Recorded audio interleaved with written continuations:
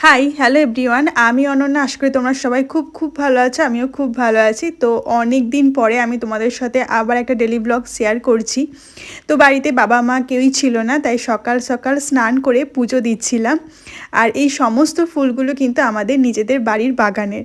আর নিজেদের বাগানের ফুল দিয়ে ঠাকুরের সিংহাসন সাজাতে বরাবরই বড্ড ভালো লাগে।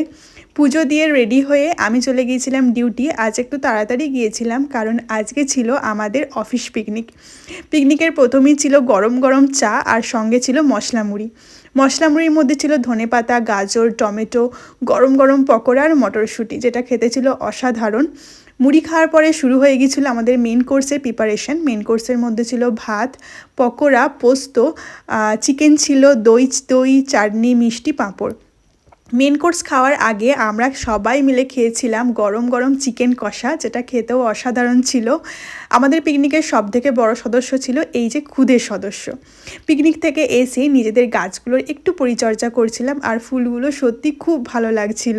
আর এটা ছিল দাদার থেকে পাওয়া উপহার। আর এই পুচকি সোনা আমার সন্ধেবেলা আসে আমার কাছে পড়তে। তো কিছুটা কবিতা শুনে নাও তোমরা। তো এইভাবেই কিন্তু পুরোটা দিন খুব ভালোভাবে কেটেছিল সবার সাথে।